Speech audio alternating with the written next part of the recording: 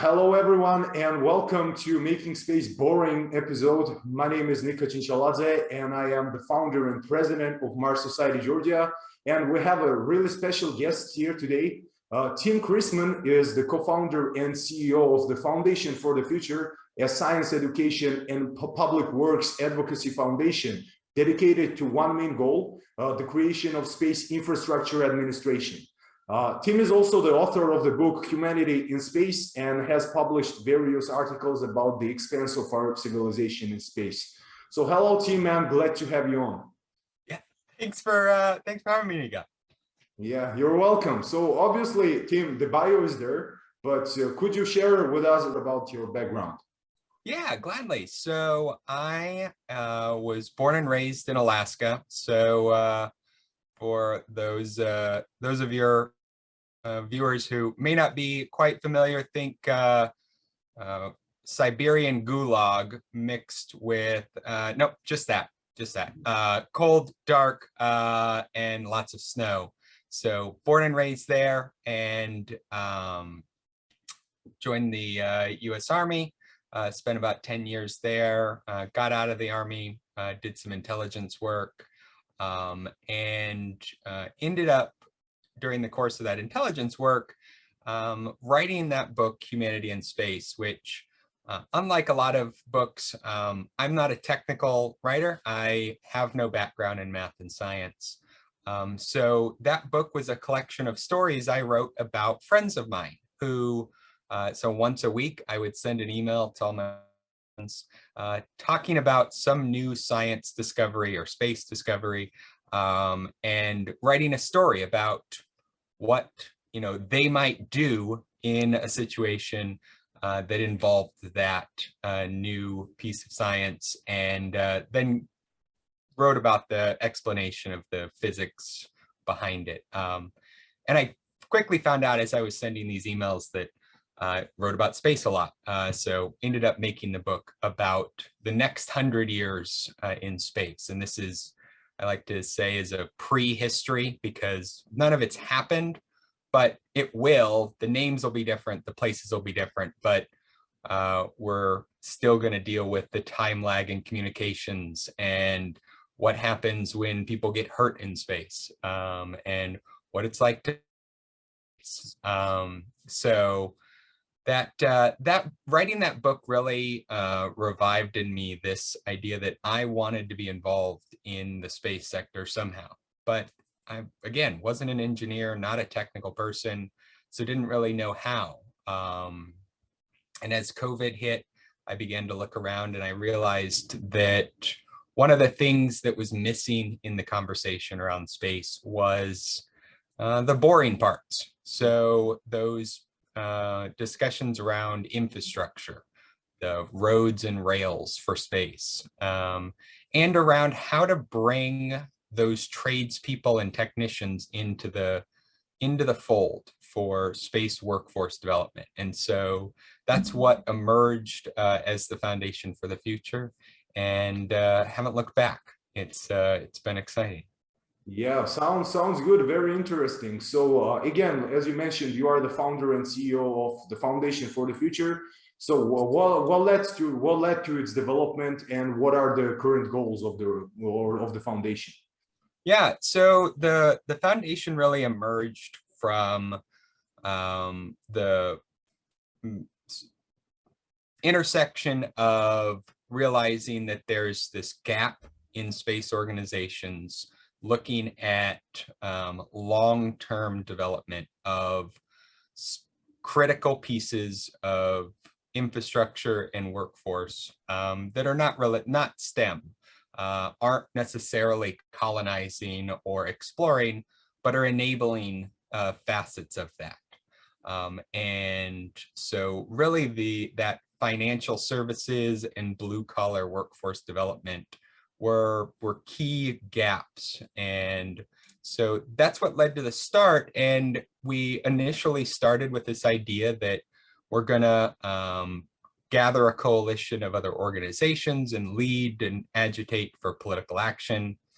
And we quickly realized that it made more sense for us to position ourselves as a thought leader, We started hosting monthly conference events. We just finished our 12th and had almost 80,000 attendees over the last year attend our conferences.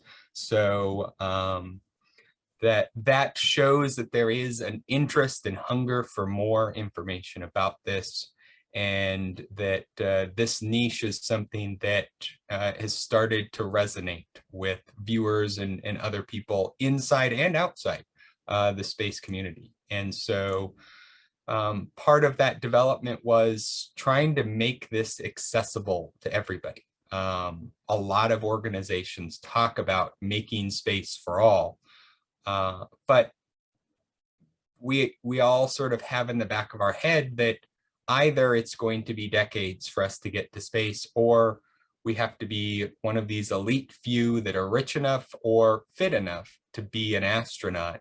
And we want to deliver the message that there's an option for everybody, whether you're an artist, a welder, or a physicist, to participate and bring your unique perspective to this space sector. Great, and that's very important. I agree with you. And good job on those events that the foundation is holding. Obviously, that's where you and I met in the first place. Yep. Yeah, so really appreciate the effort that you're putting on.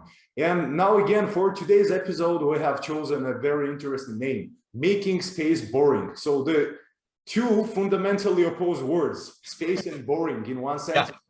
So what do you mean by that, and why is it important, and how can we make that a reality? Yeah, so that that phrase is meant to jar people, specific, inside and outside the space community, because as you said, it's putting two words together that aren't supposed to sit there. And we did that intentionally because right now space is this wild, sexy, exciting idea, and anything that's like that doesn't feel real to the vast majority of people. So whether that was the internet or cars, as long as something was novel, unique, and new, people didn't want to accept it. And so we're trying to make space as routine and boring as possible, so it just fades into people's consciousness and they don't question that they can start a business in space, that they can travel to and from and through space, because why not? Right now we get in a metal tube and fly around the world. Nobody thinks anything of that. When we're kids, we're like, wow, this is magical. But then we grow out of that. And so we're trying to make space that routine. And part of that is advocating for those building blocks that can make that a reality. Part of it is educating people that, no, there's really a ton of things that the space sector needs that are just like what we do on the ground.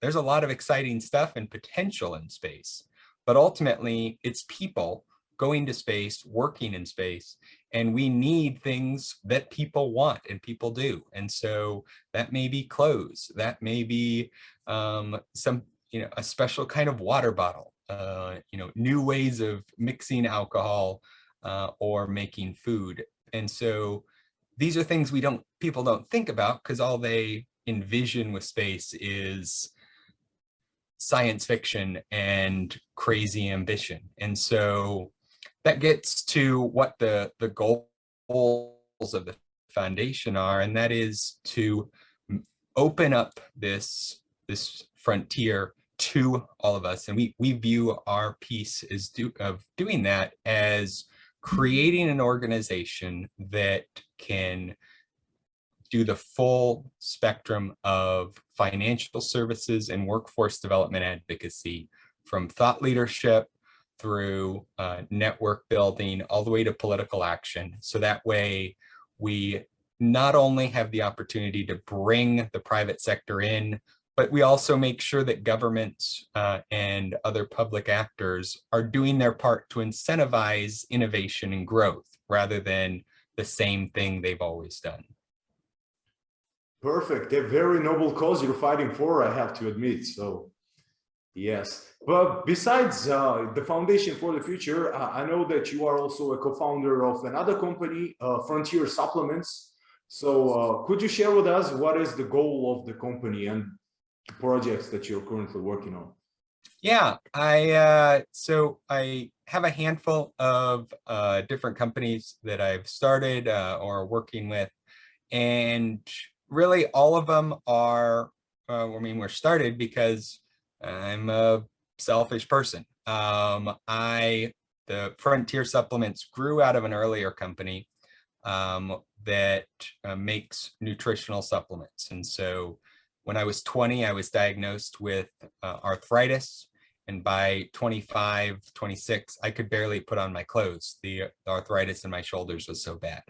So I hired a research team, did about 10 years worth of research into different natural ingredients that could be used to help decrease the inflammation in my body and give me mobility back. Ended up patenting and have been selling the product that was developed out of that through a company, Fully Human Supplements. And as I started coming into the space sector, I realized that, hey, I want to go to space, and the issue that's going to be a problem is radiation. How do I, what can I do? I, again, can't make radiation shielding, but I know nutrition, I know natural supplements. So is there something that could be done? So again, hired a research team actually that lives and works near Chernobyl. And they did some great work, and together we developed a protocol of three products that can help slow the rate at which radiation harms the body. And so it was, both of these came out of, I want to feel better. I want to be able to do things. And then that transformed into products that other people can use. And so right now we're running some clinical trials, doing some research in partnership with some national labs here in the US and the National Institute of Health here to try to figure out not only how much of an impact this has, slowing radiation damage, but it looks like it may also make cancer cells more sensitive to radiation. So while it's protecting you, it's also making these cancer cells die faster when they're in radiation. So looks like it could have dual benefits to people. And that's really exciting because I ultimately have spent my whole life trying to figure out how I can help more people. And this is great that I get to do that in a way that I enjoy and that helps me achieve what I want to do. Great, great. And, good luck to you with that project. And hopefully soon we're going to hear a lot of new advancements, new projects. Well, for the last question that I have is, what do you think makes a great leader in the space industry? Yeah, that's an interesting question, because we have and have had a lot of different models of leaders in the space industry, and some of them are political, some are commercial, and there seems to be this archetype that a good leader in space is somebody who is pushing for wild, crazy, ambitious ideas and just going all in for that. So I think, what comes to mind is Elon Musk in most of the public's eye. He's the space leader they think of. But in many cases, I think a great leader in this sector is someone who can balance the risk of space and understand that this is a new environment for people, a place that is more hostile than any other place people have gone, but at the same time recognizing that doesn't matter. We're going there. How do we get there? And how do we mitigate the risk on the way? And so I think that combination of the humility of accepting that this is a hard challenge with the drive and ambition that humanity will conquer it, and I want to be a part of it, is what makes that leader great, because pure ambition is going to lead to failure, and pure empathy or trying to mitigate risk leads to inaction. And so it's that leader who can understand the needs of his people and understand the risks she faces that comes together in that ideal. Wow, really, really inspiring. So if someone from the audience wanted to contact you, how would they do so? Yeah, so the easiest way is on our website at f4f.space. So letter F, number 4, letter F.space.